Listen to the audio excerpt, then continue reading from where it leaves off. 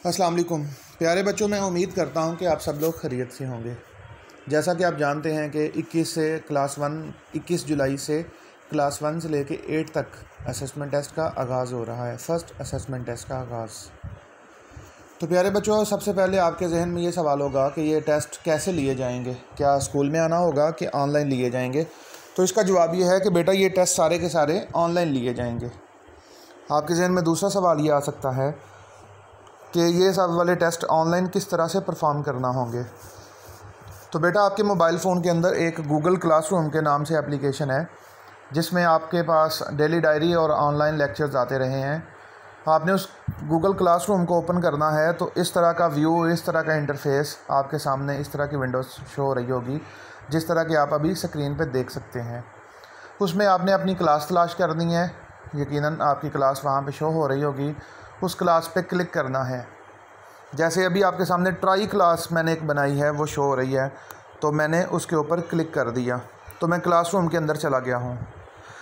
तो बेटा टॉप पे, ये लिस्ट में टॉप पे सबसे ऊपर ये न्यू असाइनमेंट, ये वाले न्यू असाइनमेंट सैम्पल पेपर के नाम से एक क्विज़ शो हो रहा होगा। इसको आपने ओपन करना है।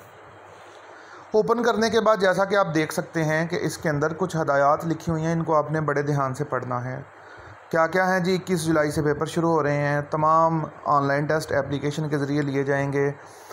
उसके बाद लिया गया है कि टेस्ट जितने भी होंगे वो आप लोगों ने डेट शीट को कंसल्ट करते रहना है। उस डेट शीट के मुताबिक आपसे टेस्ट लिया जाएगा, यानी कि जिस सब्जेक्ट का पेपर जिस तारीख को है उसी तारीख को लिया जाएगा। उसके बाद बेटा सुबह 8 बजे से लेकर रात 8 बजे तक आपके पास टाइम होगा। इस दौरान किसी भी वक्त आप अपने इस गूगल क्लासरूम की एप्लीकेशन को ओपन करके उस टेस्ट को ओपन कर पाएंगे आप। उसके बाद बेटा आपने ये ध्यान रखना है कि पेपर 2 नंबरों के, हर एक MCQs 2 नंबरों पर मुश्तमिल होगा। टोटल 15 MCQs होंगे और 30 नंबर होंगे। ज़रूरी आपने ये ध्यान रखना है कि जब आप क्वेश्चन पेपर ओपन करेंगे, सारे MCQ सेलेक्ट करने के बाद जब आप सबमिट के बटन पे क्लिक कर देंगे ना, तो उसके बाद आप बेटा दोबारा से वो टेस्ट नहीं ओपन कर सकेंगे और ना ही उसको सबमिट करवा पाएंगे।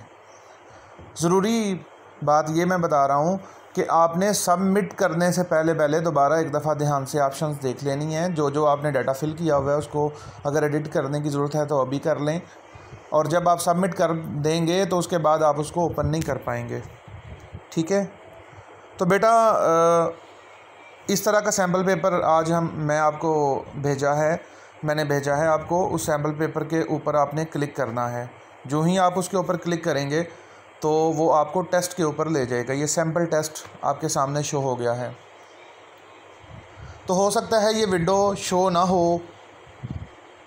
2 ऑप्शन हो सकती हैं कि सबसे पहले ऑप्शन हो सकती है ऊपर कि आपको परमिशन नहीं है ये वाला ओपन करने की।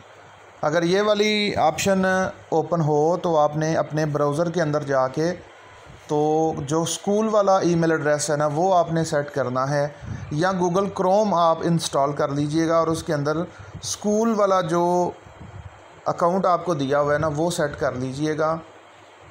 तो वो सेट करने के बाद फिर आप उसको ओपन कर पाएंगे। तो बेटा ये अगर फ़र्ज़ करें यहाँ से आपने ओपन कर लिया तो ऊपर आपने ईमेल एड्रेस ये वाला चेक कर लेना है कि ये ईमेल एड्रेस आपका स्कूल वाला ही है ना। अगर यहाँ पे स्कूल वाला नहीं है तो नीचे स्विच अकाउंट के बटन पे आपने क्लिक कर देना है। तो जब आप स्विच अकाउंट के बटन पे क्लिक करेंगे तो इस तरह की एक विंडो शो हो जाएगी। तो सारे अकाउंट आपके यहाँ पे शो हो रहे होंगे। तो यहाँ पे जो स्कूल वाला अकाउंट है उसके ऊपर आपने बेटा क्लिक करना है। क्लिक करने के बाद फिर आपने I live in the country, फ़र्ज़ करें ये पहला सवाल है, तो यहाँ पे इसकी दुरुस्त ऑप्शन पाकिस्तान। हम सब कौन है? जिन हैं, फ़रिश्ते हैं, परिंदे हैं या इंसान हैं? तो इंसान। इस तरीके से बेटा सारे MCQs फिल करने के बाद आपने सबमिट कर देना है उसको। सबमिट करने के बाद व्यू स्कोर के बटन पे आपने क्लिक करना है ताकि आपको पता चल जाए।